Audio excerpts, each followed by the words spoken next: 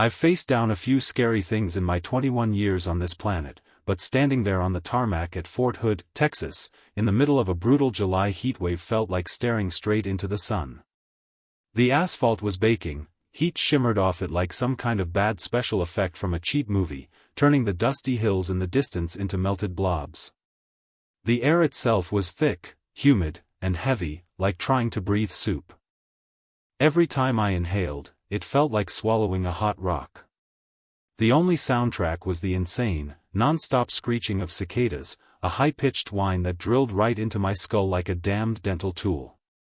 I, Lieutenant Alex Lex Riley, fresh out of the United States Military Academy at West Point, gritted my teeth hard. I chose this life, every bit of it.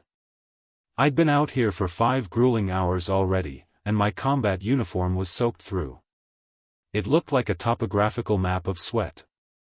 The dark, heavy fabric stuck to my skin like plastic wrap.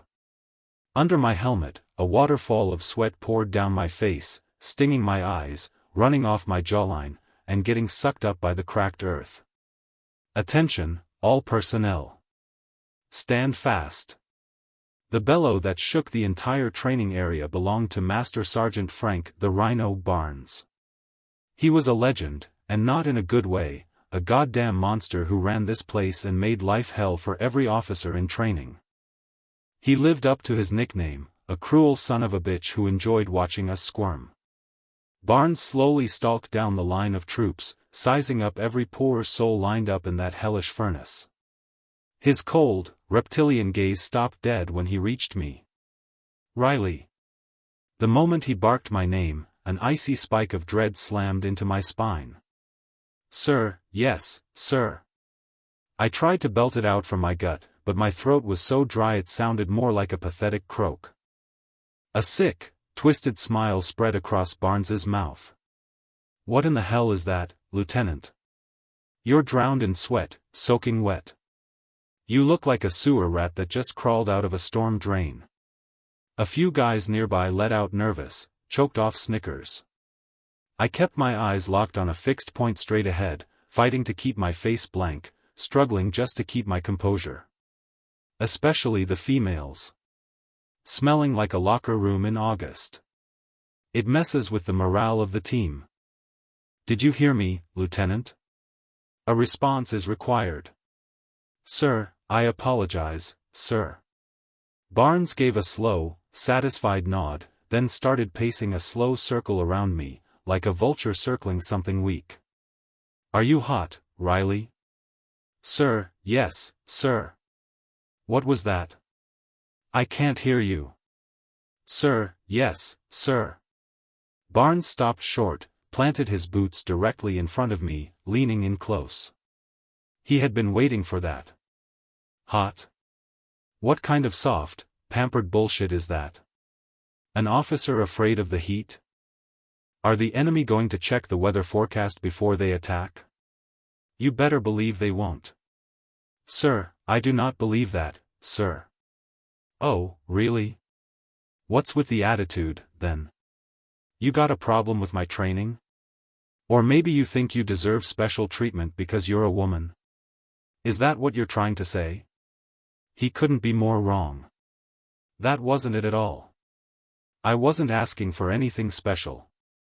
I had busted my ass harder than anyone to make sure I didn't embarrass my father, General Riley. But faced with Barnes's twisted logic, no defense mattered. If you say that's not the case, prove it. Then he dropped the words that just didn't compute. If you're so damn hot, why don't you just take it off? Everything stopped. The frantic, crazy buzzing of the cicadas, the heavy breathing of the soldiers, even the dull sound of distant artillery, it all vanished. I needed a couple of seconds just to process what he had ordered. Take off what? This uniform? In front of 50 men? It had to be a joke, a dark, nasty prank. But when I looked up at Barnes, his eyes held nothing but pure, unhinged glee. You deaf, Lieutenant Riley? That's an order, goddammit. I told you to take off that sweat-soaked top.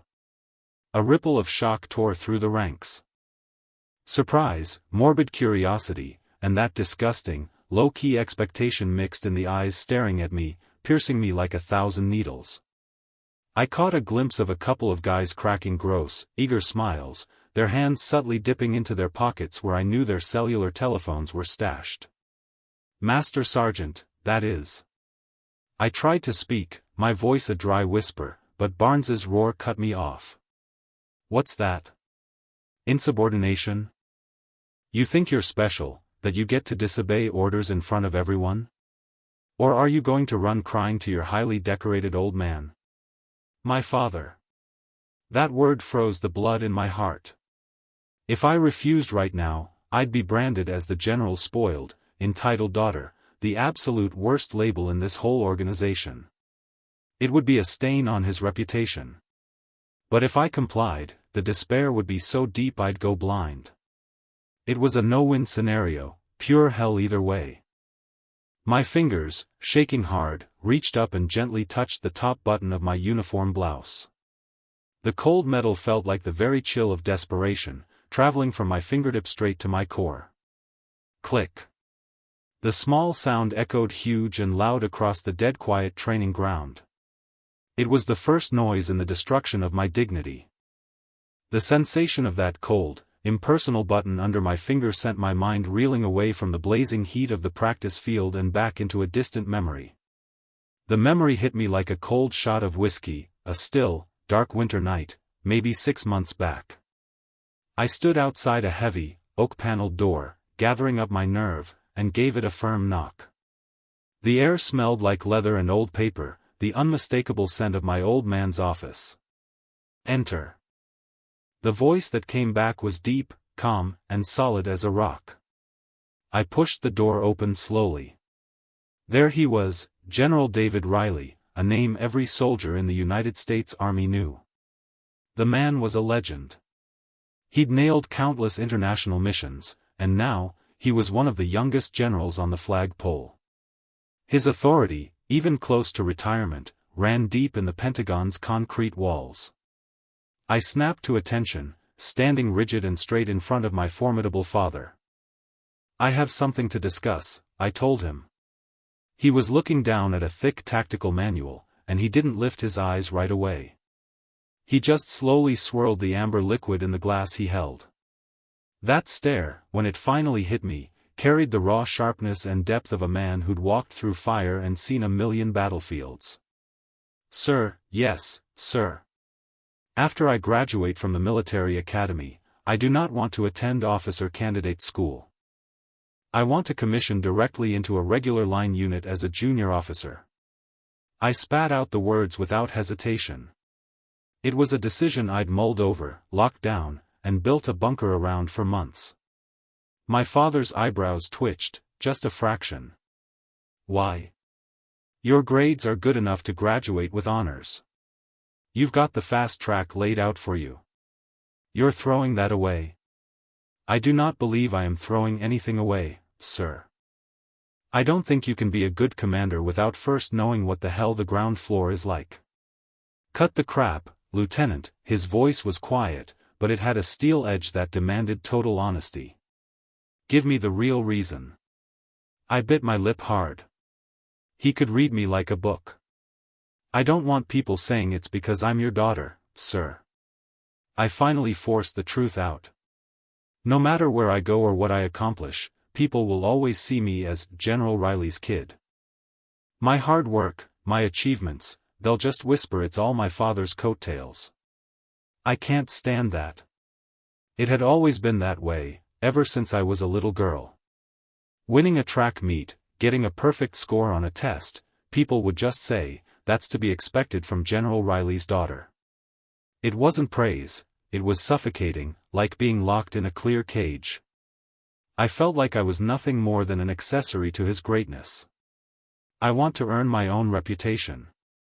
I want to be recognized as Lieutenant Alex Riley, not just General Riley's legacy. To do that, I have to start where it's the absolute toughest. He took a slow sip of his drink, the ice clinking loudly in the dead silence of the office. After a long minute, he finally spoke. You're naive, Alex. Naive and arrogant. His tone wasn't the usual harsh military critique, it carried the deep, weighted concern of a father. The military is a hell of a lot tougher and more unfair than you can imagine. Especially for a woman. I worry about what kind of hell you'll catch where my influence can't reach. I know, sir. I cut him off. I'm prepared for it. Dad, please. Just trust the path I've chosen. I looked him straight in the eye. My resolve was shining through. Maybe he saw a flicker of his younger self in my gaze. He let out a heavy sigh and closed his eyes. You won't regret this? No, sir. The answer was immediate. After that, he didn't say another word. It was his silent approval. As I left the study, I turned back one last time, keeping my back to him. While I'm serving, I won't call you Dad. I'll address you as General Riley. And I ask that you treat me as nothing more than another officer. There was no reply. The chilling memory felt real as the scorching air of the training ground. In front of me, Master Sergeant Barnes's twisted grin flickered. The stares surrounding me, filled with curiosity and lust, were like physical barbs. The solemn oath I'd made 6 months ago, swearing I wouldn't regret this, felt like a cruel joke now. I want to be recognized on my own terms. That pride was being pulverized into the dirt. My father's worries had been completely right. Slapped hard by this brutal reality, my iron resolve was starting to wobble like a heat mirage on the cracked asphalt. My trembling fingers reached for the second button. Time dragged like heavy, molten lead. My fingers, betraying my will, shook as if they were frozen, barely able to move. The second, then the third button on my blouse came undone. Each small, dry click sounded like another piece of my dignity cracking off and falling away. I could feel the onlookers' gazes changing. It was no longer just curiosity, it was something slimy, sticky with desire. It was an unbearable sensation, like a swarm of bugs crawling all over my skin. Some guys muttered under their breath, one guy even let out a low whistle. Each sound was like a tiny, jagged piece of glass slicing my eardrums. Finally, the last button came free. A feeling close to defeat washed over me, and I let the heavy, sweat-damp combat jacket slide off my shoulders. It hit the ground with a sodden thud, kicking up a small puff of dust.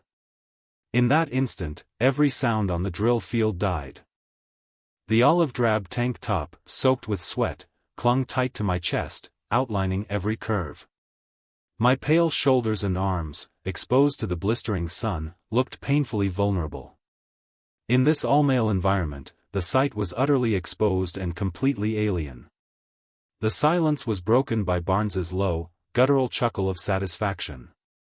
Oh, yeah. That's the ticket. Now we can see what we're dealing with, can't we? That's much better for morale, nice and cool. His words opened the floodgates. A wave of crude jeering and laughter erupted. Holy hell, he actually made her strip. Barnes, you sick bastard, that's just cold. I bit down on my lip, eyes glued to the cracks in the asphalt. I was terrified of meeting their eyes, of seeing the raw desire in them. But even looking down, I couldn't escape the stinging heat of their collective gaze. Then, a flicker of light caught my eye at the edge of my vision. Several soldiers were subtly pulling out their cellular telephones from their pants pockets, aiming them casually toward me. The reflection on the screens confirmed it, my own image was captured there. A faint, almost electronic clicking sound of a camera shutter was barely audible, lost in the cicada buzz. They're taking pictures. This humiliating moment was being recorded. The realization hit me like a punch to the gut, draining the blood from my face. But with that shock, a magma-hot fury erupted from deep inside me. What the hell could I do? Yelling would just be pouring gasoline on the fire. That was exactly what Barnes wanted. What's the matter, Riley? Why are you hanging your head? I just cooled you off, Lieutenant. Stand proud. Barnes gloated, circling me, his voice slick and oily. This is what you wanted, right? Equal opportunity. You wanted to run drills like the men. Then it's only fair you get treated exactly the same way. His logic was twisted, but no one dared challenge it. On this training field, Barnes's word was law, his perversion was justice. Some guys were even nodding along in agreement. I was sickened by the perversion of this closed environment. Hot tears started pooling in my eyes. But I knew crying would be losing. It would only feed their sick pleasure. I clamped my jaw so tight my back teeth ached, fighting desperately to hold the tears back. After a long minute of reveling in his control, satisfied that my spirit was just about broken, Barnes cracked a smile, as if an even better idea had just hit him. He reached down and picked up 2 bottles of purified water he had set at his feet. They were still almost full, the water sparkling in the harsh sun. Hey, Riley. Barnes slowly began to twist the cap off the first bottle, making a grating, drawn-out screech of plastic against plastic. The sheer malice in that simple action, the slow twist of the cap, made the hair stand up on the back of my neck. You look like you've sweated buckets, Riley. Thirsty, aren't you? I cautiously raised my eyes. Master Sergeant Barnes's gaze was cold, cruel, like a viper watching its prey. Answer me, Lieutenant. Sir, yes, sir. Thought so, thought so. Wouldn't want you collapsing from heat exhaustion on my watch, now would we? That'd be a paperwork nightmare. He spoke as if he were genuinely concerned for my well-being, finishing unscrewing the cap. Then he started walking toward me, one slow step after another. Every soldier was holding his breath, waiting to see what this maniac would do next. This is special. The great Barnes is going to give you a little break. His voice was eerily gentle, but the sickening intent behind it was palpable, radiating through the scorching air. This was no act of kindness, this was the cold opening act to the next level of pure degradation. You ought to be grateful, Riley. I'm blessing you with this, straight from the source. His words were slick and sweet, like poisoned honey. I fought the urge to back up. If I ran, I'd just give him more satisfaction. After hours cooked under that Nevada sun, my body was begging for water. For a single, fleeting second, a stupid, desperate hope crossed my mind that he might actually let me drink. But the malevolent glint in Barnes's eyes immediately crushed that little bit of foolish optimism. The next second, the world tilted. Barnes inverted the water bottle and, without a shred of hesitation, dumped the entire contents straight over my head. A sound like a massive whoosh accompanied the violent impact of cold liquid on my scalp. A silent scream choked in my throat. The icy water stung my skin, which was already fever-hot from the relentless sun. The sudden temperature shock made my heart seize up, as if a fist had grabbed it. The cold torrent ran through my matted hair, streamed down my forehead, cheeks, and neck. This was no blessing to quench a thirst, it was a humiliating baptism meant to wash away and defile my dignity. The olive-drab tank top instantly soaked up the water, darkening the color and plastering itself against my body like a second skin. The outline of my undergarments was starkly visible beneath the thin, wet fabric. Cold drops of water traced slow paths down the curves of my body. It was a sight that was utterly defenseless, almost pornographic. Whoa! Holy crap! No way! This is awesome, Master Sergeant. The troops, who had been holding their breath, exploded into cheers. It wasn't just jeering anymore, it was a frenzy of shouting. Whistles pierced the air, and crude shouts swirled around me. The sound of camera shutters, louder and more numerous this time, rained down on me, the clicks like malicious little bullets. They were all scrambling to capture this sickening spectacle on their cellular phones. Oops, my hand slipped. My bad, my bad. Barnes tossed the now empty bottle aside, his voice dripping with false innocence. His face was twisted in a smirk of profound self-satisfaction. There. How's that? You feel cooler now, right? Now you can focus better on training. Consider it my kindness. Be thankful. Kindness, he called it. That word was the final trigger. Deep inside my chest, I heard a sound like a taut wire snapping. A hot, hard lump surged into my throat, and my vision blurred fast. That was it. I couldn't hold it back any longer. A single, hot tear escaped my large eyes. It mixed with the cold water streaming from my hair and traced a path down my cheek. Then another, and another. The tears came, fast and hard. But since I was already drenched, no one could tell I was weeping. That might have been my only, final grace. I just hung my head, hugging myself with my arms, desperate to hide my trembling body. The cold from the wet tank top was nothing compared to the deep, soul-chilling frost that started in my core. Regret, shame, pathetic failure, and a blazing hatred for Barnes and everyone cheering him on, all the emotions churned together, flooding my mind. That's right, that's right. Get a good shot. Barnes yelled, egging on the guys with the cameras. This is what you get when an arrogant little broad thinks she can cut it in the army.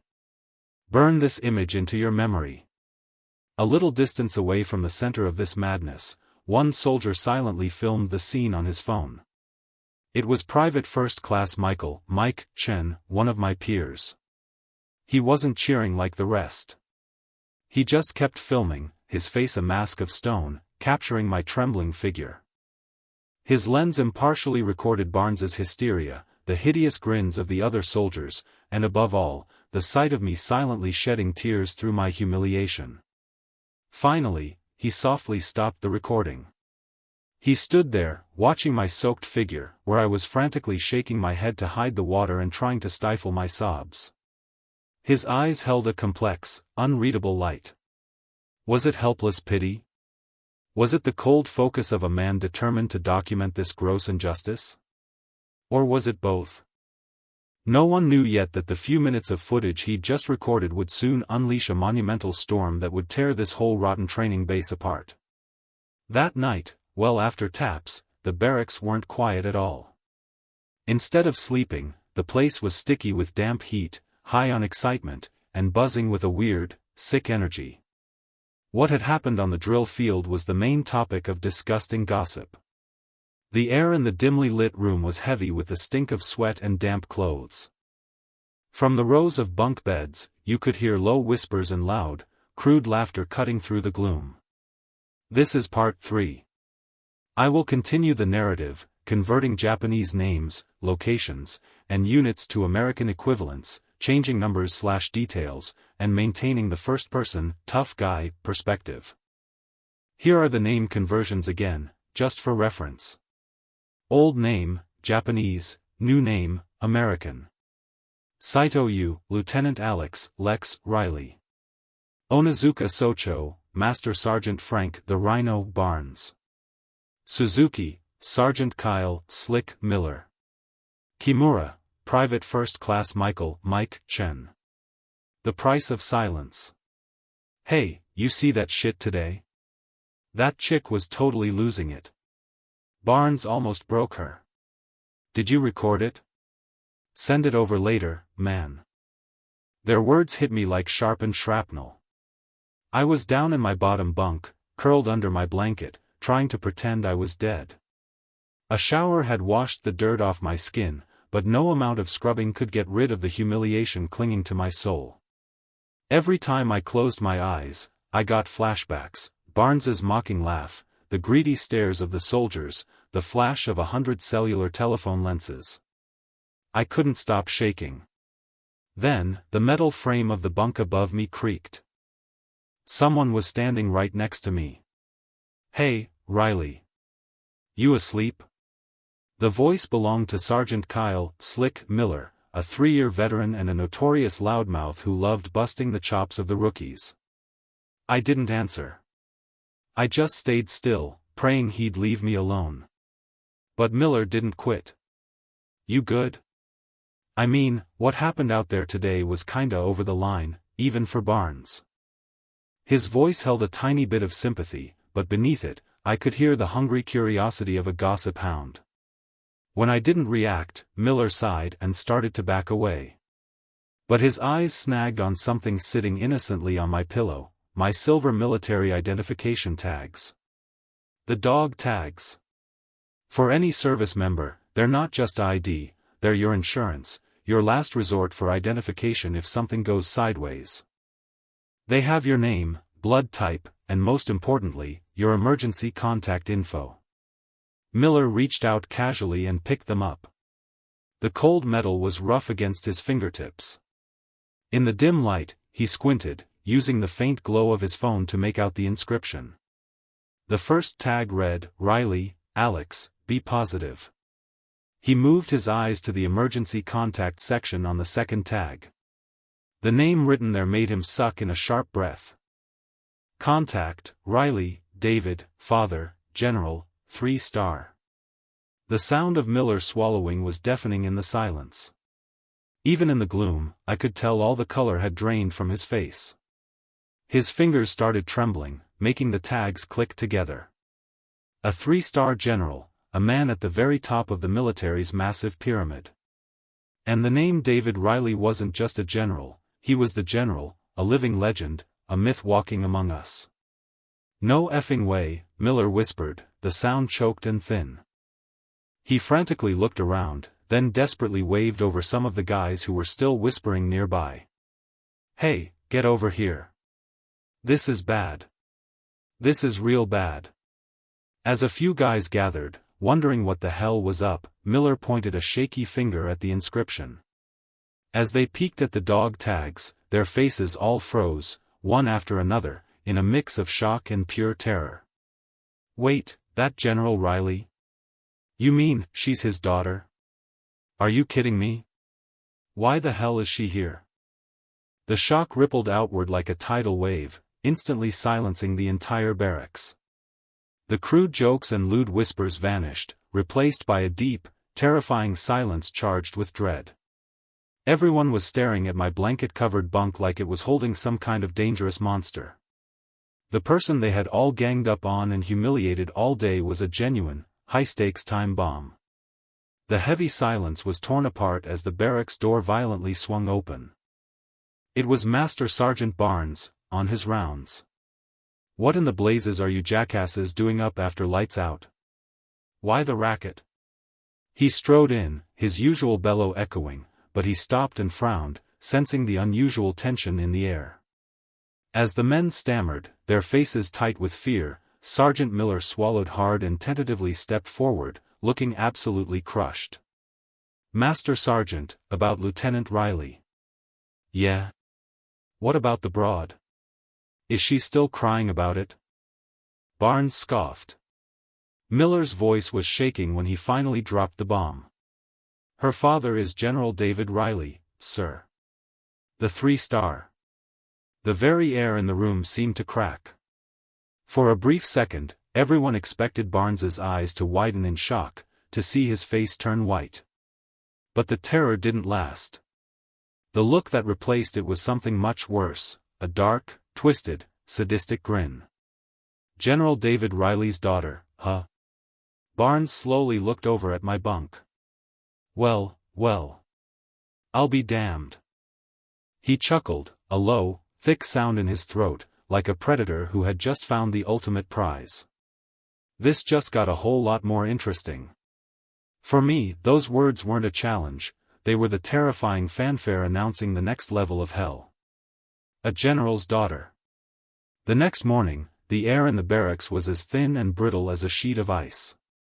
As we lined up for roll call, the usual coarse excitement was gone, replaced by an unnerving, palpable tension. Everyone was trying to pretend I didn't exist, all while stealing nervous glances at me and waiting to see what Barnes would do. 1, 2, 3. Barnes's voice boomed through the building, following his usual routine, but underneath the volume, there was a faint, chilling tremor of the wicked glee he'd shown last night. When roll call ended, he waited for a moment. "Riley," he called out, his voice a deliberate roar meant to shake the whole drill field. "I heard the news last night. Your old man is the legendary General David Riley, the 3-star. Isn't that right?" The words hit the silence like a grenade tossed into still water. Every eye slammed onto me. Sympathy, curiosity, jealousy, and fear, all the emotions collided in the stream of gazes. I felt like I was suffocating. "I figured you had a little fire in you," Barnes sneered, then his face snapped into a serious, hard glare. "But get this straight, this is a battlefield, Lieutenant. Your father's 3 stars don't mean a damn thing out here. In fact, since you have such a great father, it's my fatherly duty to push you twice as hard. That's only fair, right? You understand me?" It was a declaration of warped justice. From that moment on, Barnes's mockery turned into something insidious and relentless. His harassment, now given the high-minded excuse of leadership, became more elaborate and outright malicious. During firing practice, I was given twice the number of rounds as everyone else. "General's daughter needs to hit every single shot, right?" he'd bellow, piling on the pressure. Miss the center of the target by a fraction, and he would verbally dissect me in front of the whole unit. "Did you like bringing shame to your daddy's name, Lieutenant?" During the obstacle course, just before it was my turn, he would deliberately splash muddy water all over the obstacles. "Bad footing is normal in combat. Good training for a pampered princess," he'd lie. Then he'd stand over me, smiling, watching me crawl across the finish line covered in mud. But the physical torment wasn't what was breaking me. It was the crushing, day-by-day isolation. The guys who used to chat with me now kept their distance. They were all terrified that if they got too close, Barnes's madness would turn on them next. I was treated like a forbidden object, a carrier of bad luck. The chow hall was a perfect example. While every other table was full of loud, laughing soldiers, my table was an unnatural empty zone. No one would sit within 6 feet of me. It was like I was sitting in a block of ice. One day, Private First Class Mike Chen, my peer, walked over to my table, his food tray in hand, acting totally casual. "Riley, mind if I sit here?" I looked up, stunned. Someone was talking to me in this hellhole? The shock alone almost made me cry. "Why yes. Of course." But before I could even finish my answer, a harsh gaze stabbed Mike in the back. In the corner of the dining hall, Barnes stood with his arms crossed, staring right at us. His eyes were a clear warning, "Don't do it." Mike flinched, looked down awkwardly, muttered, Actually, I think I'll sit over there," and walked away fast. The saving hand that had almost reached me was cruelly pulled back. I just stared down, listlessly shoveling the cold food into my mouth. I couldn't taste a thing. That night, alone in the dark barracks, I cried silently. One call to my father could end this whole situation immediately. But that would be betraying the promise I made to myself, to make it on my own, and it would be giving Barnes the victory. They'd whisper forever that I ran home to Daddy's authority. But I knew I couldn't last much longer. My mind was hitting its breaking point. I was alone. I couldn't talk to anyone. The isolation was suffocating, like being trapped in a concrete box. I could still hear the low whispers through the wall, "The general will bail her out eventually. What a lucky little bum." Their words chipped away at my last bit of hope. It felt like there was no way out of this hell. My heart was lost, wandering alone in a pitch-black maze. The tape. Late that night, the barracks were deep in silence. You could hear the regular rhythm of heavy breathing, broken only by the occasional creak of metal as someone shifted in their sleep. But Private First Class Michael Chen was wide awake, his consciousness sunk heavy and deep. He wasn't even close to sleeping. He was on the top bunk, staring at the ceiling tiles. His mind was playing a loop, a burnt-in reel of the day's events. He kept seeing the long-distance run. Barnes had forced me to carry a 25-pound sandbag, sneering that the general's daughter needs a special handicap, or there's no sport in it. I didn't say a word. I just bit my lip until it bled and started running. But the combination of non-stop torture and mental exhaustion had pushed me past my limit. Before I reached the halfway point, my legs started giving out. I stumbled, nearly fell a dozen times, but I kept pushing through, running on sheer will. It was painful to watch, and heartbreaking. Yet, nobody helped. Nobody spoke. Even Mike could only watch from a distance.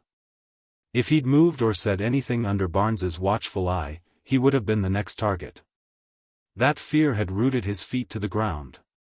When I finally collapsed on the asphalt at the finish line, just gasping for air, I looked so small, so close to shattering. The intense self-loathing he felt for just standing by was twisting his gut even now. Is this right? The question hammered in his head. He remembered the day he swore his oath. He'd wanted to protect the country, protect the people, and most of all, be strong enough to stand up to injustice and corruption. But what was he doing now? He was a bystander, watching a teammate have her dignity crushed by one man's sick malice. Mike quietly rolled over and reached under his pillow for his cellular telephone. The cold, smooth plastic felt sticky in his sweaty palm. He put in his earbuds, checked the area again, and played the video he had saved in a hidden folder, the tape. The video showed the blazing drill field, me being soaked with water while half naked, the cheering, the phones pointed at me, and Barnes with his sickening, triumphant smile. It was revolting, every time he watched it. But he couldn't hit stop. He was fixated on my eyes and the video. Even though they were swimming in shame, there was an unwavering light deep inside. It was rage. It was hurt. And it was the cold, hard steel of a promise: I will not be broken. This tape was a bomb. It could end Barnes's military career and expose all the rot in this unit. It was a potent weapon. But it was also a double-edged sword. Anyone who pushed that detonation button would get hit by the shrapnel. What would happen if he reported it? Even if he did it anonymously, an investigation would easily figure out who shot the video. The inevitable retaliation from Barnes would be swift and brutal. Worse, he'd be branded as a snitch and a traitor, instantly isolated by the whole unit. His future, his entire career in the military, could end right here. Don't do it. Stay out of it. Turn a blind eye. That's the smart way to survive.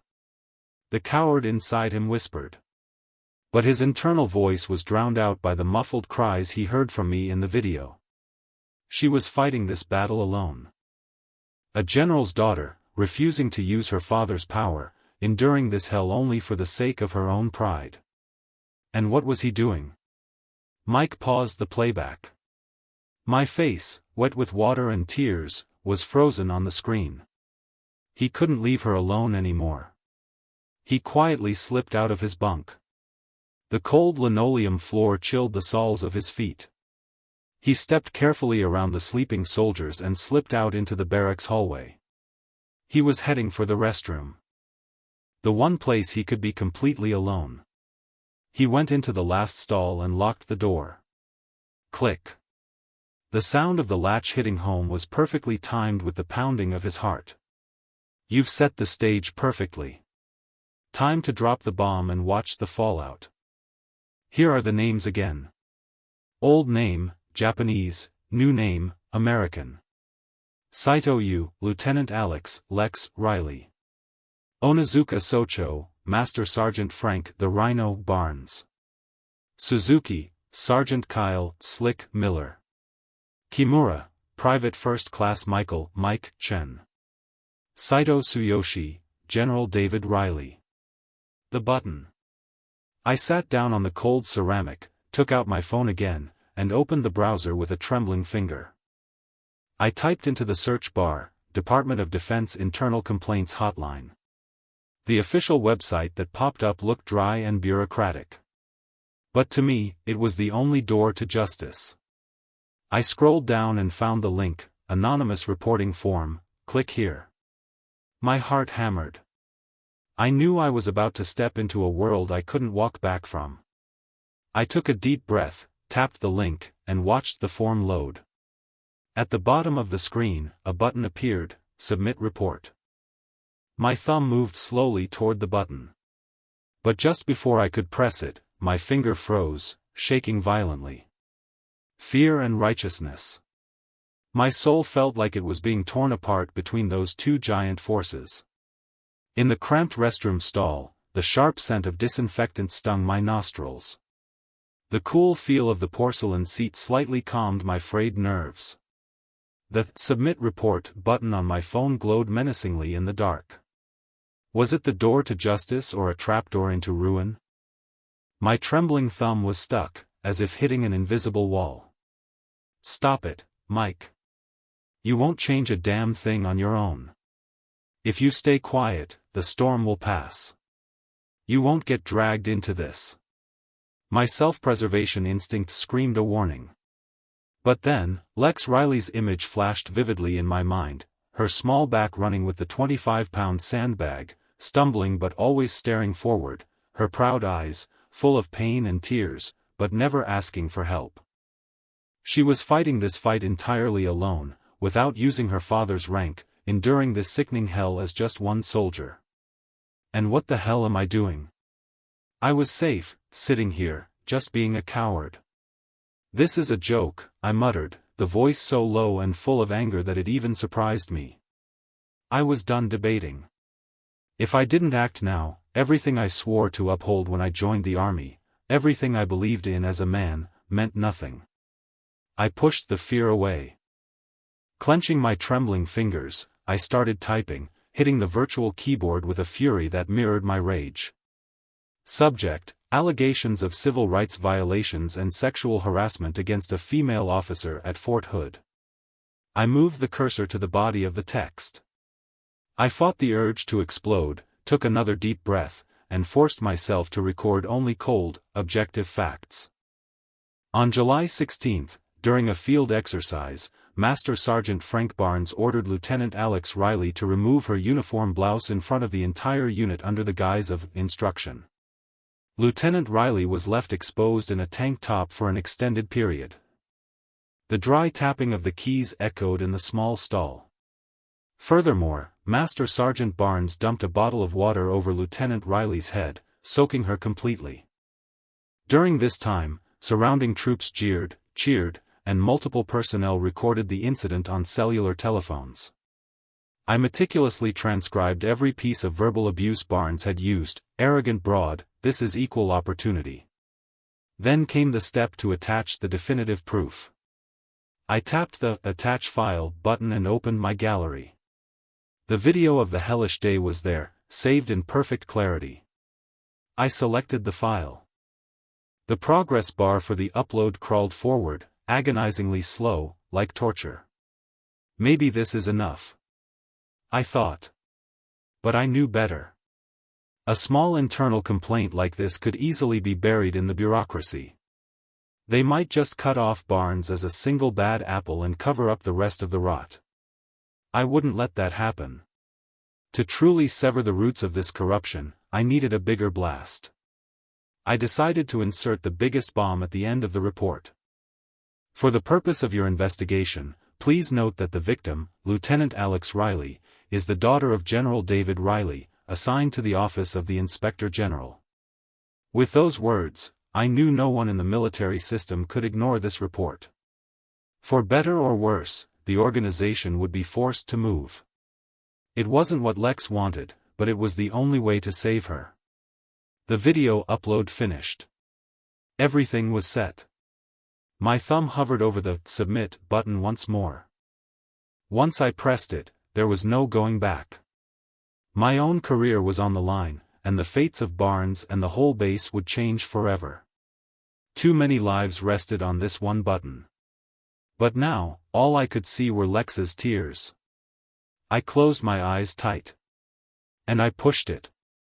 The phone screen instantly changed. A green checkmark appeared with the cold, sterile words, submission complete. The moment I saw that message, all the tension drained out of me. I turned off the phone and leaned my forehead against the cold wall of the stall. I let out a shaky breath, the white steam rising, and a terrifying chill and the weight of having done something massive washed over me at the same time. He didn't know it yet, but that single anonymous report, launched from a quiet military restroom stall, had just punched a hole into the central nervous system of the Department of Defense, setting off the quiet trigger for a devastating, all-consuming storm. The General's Morning. The Department of Defense headquarters in Washington, D.C., a vast complex of concrete and power, held a quiet authority. In one corner of the building, the office of the Inspector General, OIG, stood silent. This was the watchman of the organization, tasked with hunting down corruption and misconduct across the entire military. The air here was always tense, dominated only by the quiet click-clack of keyboards and the soft rustle of documents. General David Riley started his morning in this very office. The aroma of fresh black coffee filled his workspace. At 55 years old, he carried himself with an imposing presence that belied his age, a figure still referred to as a living legend even after stepping back from the front lines. His current role was Special Inspector, ensuring he continued to defend the country, just in a different way. "Good morning, General Riley." A junior inspector came up, a report in hand. "Morning, Lieutenant. Did we get the confirmation on that procurement scandal last night?" "Yes, sir. Everything checks out. We can move in whenever you say." "Good." The general's response was routine. He glanced at the document, giving calm, precise instructions that left no room for doubt. This was the source of his staff's absolute faith in him. After the briefing, General Riley logged into his internal reporting system on his personal computer. Sifting through the complaints that poured in from bases nationwide, reports of fraud, abuse of authority, and hazing, was a critical part of his daily duty. As long as the organization was enormous, corruption was inevitable, and he needed to meticulously excise every instance of it. Not again. His finger paused on the mouse wheel. He frowned at a subject line, allegations of civil rights violations and sexual harassment against a female officer at Fort Hood. These kinds of reports were tragically frequent. He felt a quiet rage that yet another young person's future was being unjustly choked off. He clicked the case file. The detailed report popped up. He started reading the body of the complaint. On a field exercise at Fort Hood, Master Sergeant Frank Barnes, under the guise of instruction. As he read, the crease between his brows deepened. The behavior described went far beyond typical workplace harassment, it was pure, malicious abuse. Ordered the officer to remove her uniform blouse. Left exposed in a tank top for an extended period. His finger froze on the mouse. A flashback crossed his mind. His daughter's face, a mix of anxiety and resolve, from 6 months ago. No, it couldn't be. Plenty of female soldiers across the country were facing similar challenges. But the very next line stopped his heart. The final sentence of the report jumped off the screen. "Please note for the investigation that the victim, Lieutenant Alex Riley, is the daughter of General David Riley." Riley, Alex. His daughter's name. The surrounding world, the sound of keyboards, the voices of his staff, all faded away. His gaze was locked on those 3 words on the monitor. His heart gave a painful, sickening lurch. No way. It must be a mistake. A different person with the same name. He tried to tell himself that, but his shaking finger moved, against his conscious will, toward the attached file icon. It was a single video file. The thumbnail showed a blurry image of a young woman, soaking wet, her head bowed. The general unconsciously sucked in a breath. He reached into his desk drawer, pulled out a pair of earbuds, and put them on. He couldn't let anyone hear the sound of this sickening record. He clicked the play button. The screen came alive, the scorching sun, a familiar bellow, and then the camera zoomed in. There, clear as day, was the face of his only daughter, Lex. A soundless groan escaped his throat. The subsequent footage was a living hell. Barnes's mockery, the troops' crude jeering, the merciless stream of water poured over her head. His daughter's soaked tank top clinging to her, her face wet with water and tears, her small body trembling. All emotion drained from General Riley's face. Shock, grief, even anger, they all vanished, leaving his expression as blank as a carefully crafted mask. But deep in his eyes, a dark, molten magma boiled, like a fissure opening to hell. The video ended. He slowly removed the earbuds. Clunk. The dry sound of the plastic hitting the desk echoed too loudly in the sudden silence. He gripped the mouse, his knuckles turning white, the plastic creaking under the pressure.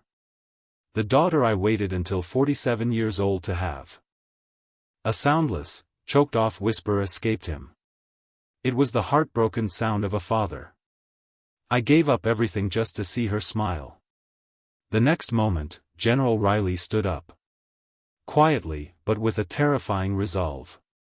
The unnatural silence and the sheer, focused intensity radiating from him, something akin to murderous intent, made his staff stop and watch, holding their breath. Without looking at anyone, he walked straight to his secure line, picked up the receiver with a single, practiced motion, and spoke. His voice was cold as Arctic water, yet unyielding as steel. "This is Riley. Scramble a Black Hawk helicopter. Priority 1, emergency. The Black Hawk down." That afternoon, the air on the drill field was as thick and heavy as lead. At the exact moment General Riley was witnessing the horrifying video in the OIG office, his daughter was still living the hell of the real world. "Your arms are sagging, Riley. Give me another 100 push-ups." Barnes's grating roar bounced off the hot asphalt. Since learning my father's identity, his cruelty had spiraled into pure obsession, as if dominating the legendary general's daughter made him feel omnipotent. I didn't lift my face, coated in sweat and dirt. I just moved my arms as ordered. My muscles were screaming, my joints were grinding, and my body was failing.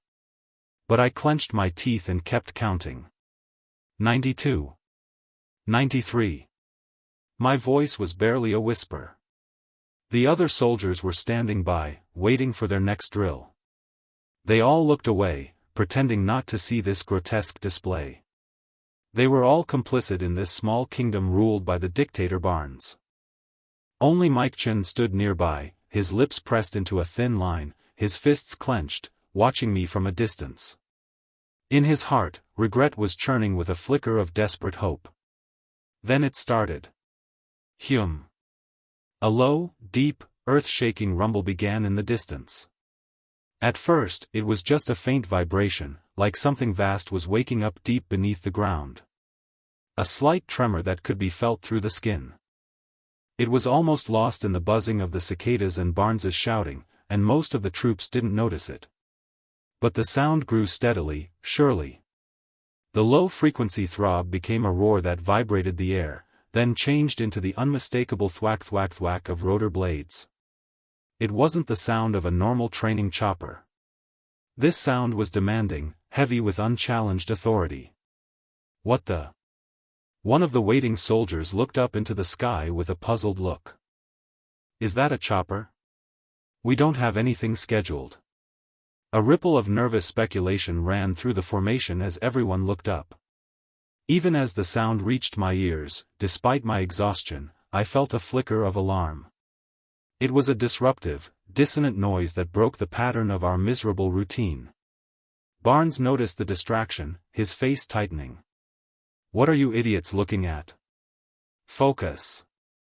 But his voice was already being swallowed by the enormous, descending sound from the heavens.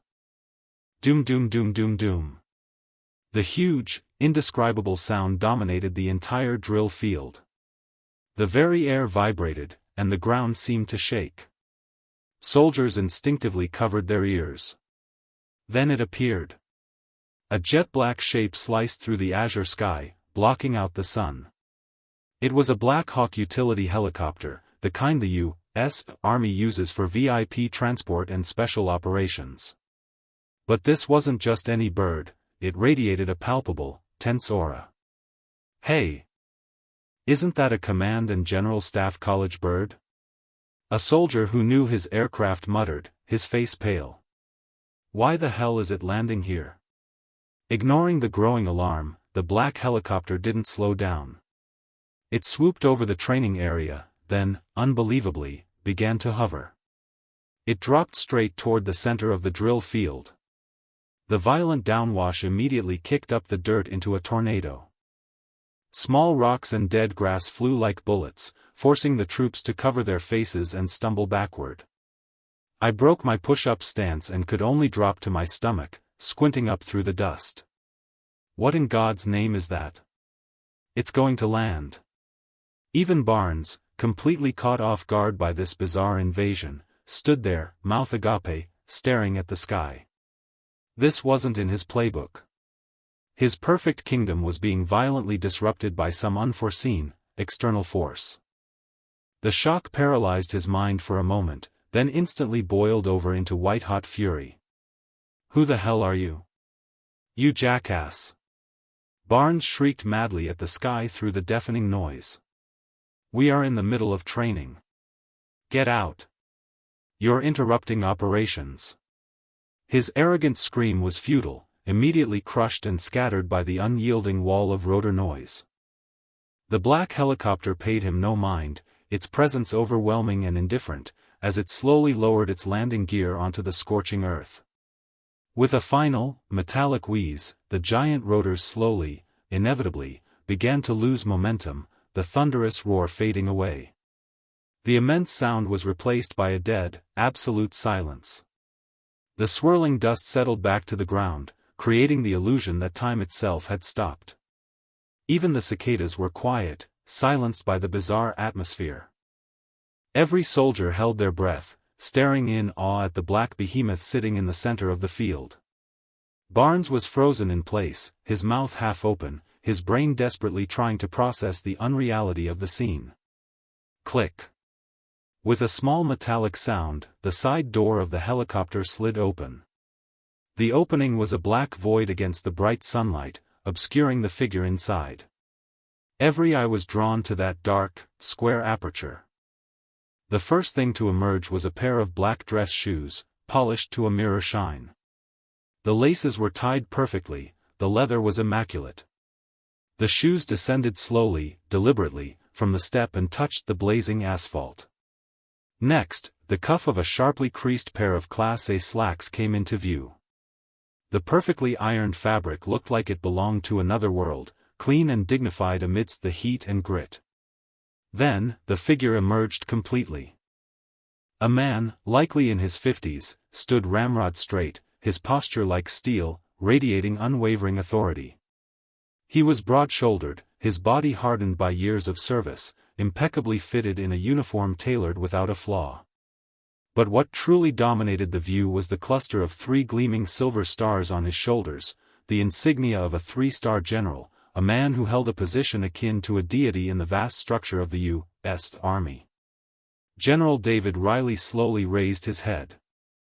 His aged face was severe, his mouth set in a hard, uncompromising line. His eyes were like those of a bird of prey, fiercely intense, as if they could pierce the soul of anyone he looked at. Somewhere, someone gasped. All the color drained from Barnes's face. His brain had finally, disastrously, identified the man standing before him. Attention! A terrified, croaking yell came from the nearest squad leader. As if a spell had broken, every soldier instantly snapped to rigid attention. I struggled to pull myself up from the ground where I was sprawled, standing at attention on the edge of the formation. The sight of the legendary general standing before me hit my military instinct before the realization that this was my father. Immediately, the base commander and several senior officers spilled out of a jeep and raced toward the scene, their faces uniformly pale. General Riley, sir. What an unexpected visit. If you had only notified us, we would have prepared a welcoming ceremony, sir. The base commander stammered, trying to manage the disaster. General Riley didn't spare them a glance. His eyes glided slowly across the drill field, moving past the entire formation. They stopped for a brief, agonizing moment on the figure of one young female officer, her tank top strap plastered to her skin, covered in sweat and dirt. In his gaze, there was no anger or sadness. There was only the deep, quiet color of despair, as if he were looking at a shattered, irreplaceable artifact. But it lasted only a second. Riley immediately shifted his gaze, dismissing the base commander, and fixed his icy stare on Barnes, who stood frozen like a pillar of salt. Step by step, he advanced toward Barnes. Only the sound of his dress shoes resonated on the silent, dead asphalt. Barnes was paralyzed. He couldn't run, couldn't speak. He could only feel the absolute, terrifying approach of death's presence making the hair stand up on his body. Finally, the general stopped directly in front of Barnes. His voice, though quiet, resonated with the quiet, devastating fury of a man speaking from the pit of hell. "Are you the officer in charge of this training?" General Riley's question was not a request for information. It was an unquestionable pronouncement of doom. There was no emotion in his voice, but that very lack of emotion signaled that his rage had crossed into a realm far beyond ordinary comprehension. Barnes felt a rush of cold sweat. His heart hammered violently against his ribs. He had to say something, a defense, an excuse, an apology. But his throat was dry, his tongue felt like lead, and his lips just flapped uselessly without making an intelligible sound. Seeing his collapse, or perhaps fearing things getting worse, the base commander rushed to step between them. "Sir, has there been some sort of infraction? I'll take full responsibility for the situation here. Stand down." Riley cut him off, his eyes still locked on Barnes. The command was short but absolute. The sheer authority in that one word made the commander flinch and take 3 startled steps back. His rank and position meant nothing here. The drill field was now a massive vacuum, with only the 2 men left to decide its fate. Everyone watched, holding their breath. Riley slowly reached into the inside pocket of his uniform jacket. He pulled out a thin electronic tablet. The sudden, anachronistic presence of the device confused the onlookers. With practiced ease, he worked the screen, then deliberately thrust it right in front of Barnes's face. "This is your instruction." The next instant, a familiar, crude voice blared from the tablet speaker. "Hey, Riley, if you're so damn hot, why don't you just take it off?" Barnes's face crumpled in horror. The screen showed the image of the drill field from a few days ago, clearly playing me removing my uniform with trembling hands. When the video reached the point where the water was poured over my head, soaking me, gasps escaped from the surrounding soldiers. Especially those who had been cheering that day went ghost white. Their own hideous faces were being exposed to one of the highest-ranking officers in the Army. The video played on. "Oh, this is awesome, Master Sergeant." The frantic shouts, the crude laughter, and the click of cell phone shutters. It was perfect evidence, an undeniable record of malicious intent. The faces of the base commander and the senior officers were now shades of purple. The fact that such a monstrous civil rights violation had occurred under their command, and was now being delivered by the general himself, was a catastrophe. This was not just a scandal, it was a deadly failing that threatened the existence of the base itself. Finally, the few minutes of hell ended. The screen went black, the sound cut out, and a deafening silence returned to the field. General Riley silently turned off the tablet, then handed it over to one of the officers who had rushed up, treating it like a toxic object. He then turned back to Barnes, who was now a shell of a man. General Riley spoke, his voice even lower and quieter than before. But within that stillness, a volcanic sorrow and rage, the untamed feeling of a father and a man, was bubbling like lava. "The soldier you see here, in a soaking tank top, ridiculed, recorded, and crying in front of all of you. He paused, his gaze sweeping across the field. Then he delivered the single, devastating blow that crushed the heart of every man present. "Is my only daughter." The word was a bomb, a silent blast that extinguished everything around it.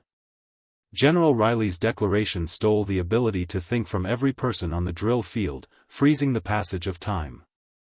Barnes's knees buckled. He couldn't stand up, slumping over, but fear held his body in a strange, rigid paralysis. His mouth moved, trying to form a sound, but nothing coherent came out. The base commander and his staff were now past pale, turning a shade of sickly purple. They fought against the realization that they had, as an organization, humiliated the only daughter of a legendary general. This was beyond a court-martial. I stood on the edge of the formation, biting my lip. "Dad, please, don't." I didn't want him to use his rank to settle this. It felt like a denial of my own pride, the pride that made me swear to earn recognition on my own. But General Riley's next move defied my imagination, and everyone else's. He slowly raised his right hand. With his fingers, he gently touched the 3 gleaming silver stars stitched onto his left shoulder, the emblem of a general, the symbol of his entire professional life, built on blood, sweat, and countless sacrifices. The next second, he did the unthinkable. With a dull rip, he forcefully tore the insignia from his uniform. Threads snapped, and the fabric slightly frayed. The first star rested in his palm.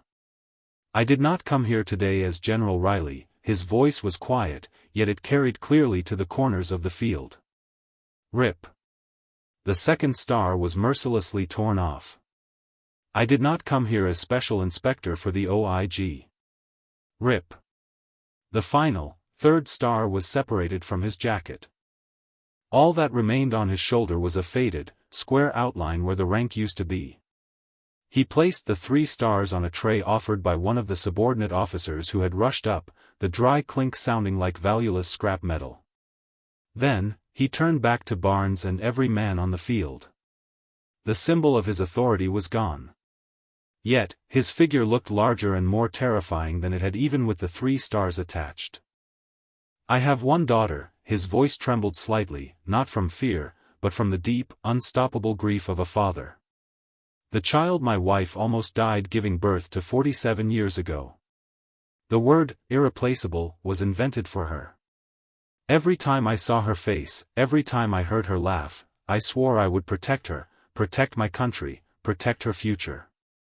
This was not the confession of a legendary general. It was the cry of a father's soul. His eyes turned to me, filled with a deep regret and self-recrimination I had never seen before. That one daughter. He paused, crushing the surge of emotion rising in his throat. Was stripped down to her underwear, soaked with water, recorded on video, and left to cry in front of all of you. My daughter, the one I swore to protect. My own tears, which I couldn't hold back anymore, flowed freely at his anguished, choked-off words.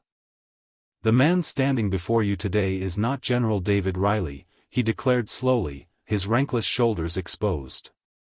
"He is only a father who failed to protect his only daughter." As the last word left his mouth, the sound of multiple sirens began to rise in the distance. The sharp, high pitch growing steadily closer. The sound signaled the end of this long, ugly nightmare, and the beginning of a final judgment. It was the arrival of military police vehicles. The sound of the approaching sirens tightened the hearts of every man on the drill field like the footsteps of the jailer of hell. There was no escape, the absolute conclusion had arrived.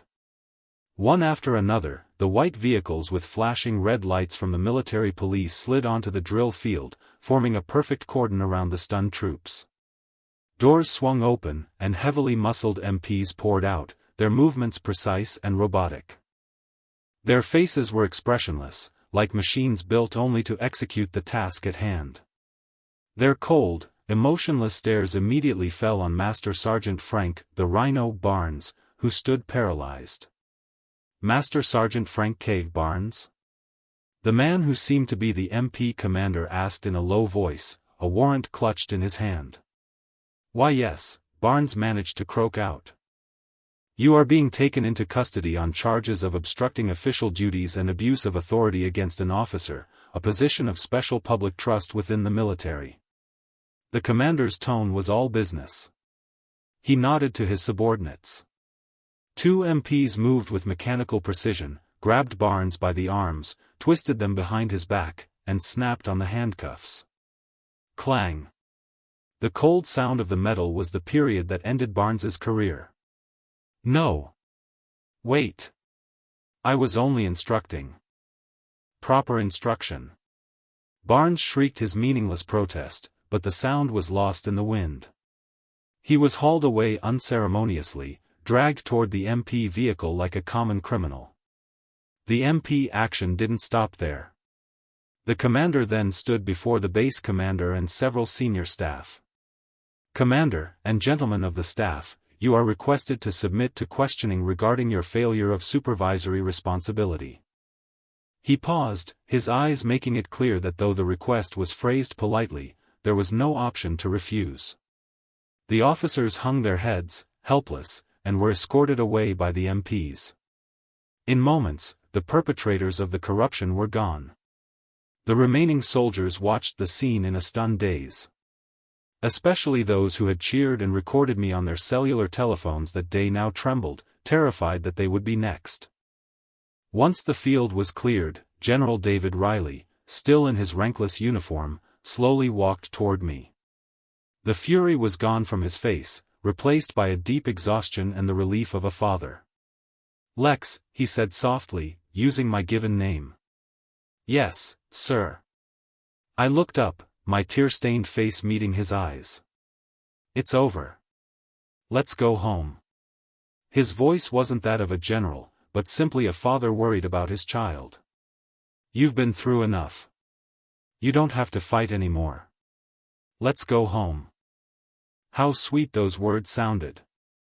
To escape this hell, forget everything, and return to the warmth of home, it was everything I had secretly wished for over the last few weeks. But I shook my head, quietly but firmly. "No, Dad." My voice was still shaking with tears, but a light, stronger and harder than ever before, was shining in my eyes. "My fight isn't over yet." The general looked at me in surprise. In my eyes, there was no longer the fear or sorrow of a victim. There was only the unwavering resolve to face this brutal reality to the end. "I am not running away," I said, wiping the sweat and tears from my cheek with the sleeve of my camouflage jacket. "If I run now, I'll be the poor little general's daughter who needed her father to save her for the rest of my life. That is not what I set out to prove. I have to stay here, as Lieutenant Alex Riley, as a soldier." I looked directly at the remaining soldiers who were watching us from a distance. Mike Chen was among them. When his eyes met mine, he nodded slowly, deeply, as if he understood everything. "This unit still has work to do. Nothing will change just because Barnes is gone. Unless we fundamentally change this toxic environment, there will be a second and a third victim." Those words weren't the opinion of a new officer.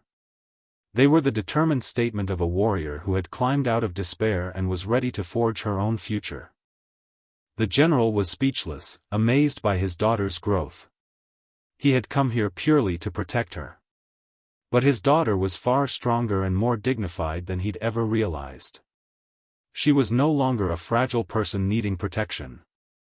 She was a proud soldier, ready to stand on her own and build a better future with her comrades. "I see." General Riley nodded slowly and deeply. A small, subtle smile, a mix of pride and relief, touched his lips. "Understood. I will respect your decision." He turned and walked back toward the helicopter. Before climbing aboard, he paused for a final moment, burning the image of his daughter standing resolutely under the blazing sun into his memory. He finally understood where his real battlefield was. If his daughter was going to fight on the ground, he had to fight in the core of the organization to ensure this kind of tragedy never happened again. The rotors started turning again, and the black helicopter slowly lifted off. Watching it fly away, I clenched my fists. The trace of tears was gone from my eyes. A new light, quiet but powerful, like the sky just before dawn, burned with fresh resolve. A month later, the grand auditorium at the Department of Defense was packed with hundreds of senior officers from the Army, Navy, and Air Force. The huge room was completely silent, every eye fixed on the young officer standing on the podium. True strength is not about dominating the weak and controlling others through fear, Lieutenant Alex Riley declared, her voice ringing clear into the microphone. She was transformed from the tear-stained, mud-covered figure of a month ago. In her perfectly pressed uniform, she stood straight, her gaze unwavering. Most importantly, her voice carried a profound weight and conviction, backed by her own hard-won experience. After her father left that day, she didn't run. She stayed and took a central role in the internal reform under the newly assigned commanding officers. She shared her experience, fostered dialogue with the troops, and worked with her peers to find a new path for the unit, one built on trust, not terror. Because of her work, she was now addressing this massive audience as a special instructor on human rights and ethics across the entire military. A month ago, I endured an unimaginable humiliation as a soldier during a field exercise. Without hiding her wounds, I began to speak calmly, but with immense power. I described everything, Barnes's orders, the public exposure, the water assault, analyzing it not as personal revenge, but as a clear example of the structural darkness within the organization. The air in the auditorium was heavy and painfully tense.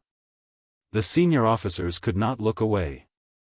My words were a sharp scalpel, ruthlessly digging into the rot that they had all chosen to ignore. However, I continued, in that despair, something within this organization also saved me. It was the small, great courage of a single comrade. He put his own career at risk and stood for justice by reporting the misconduct.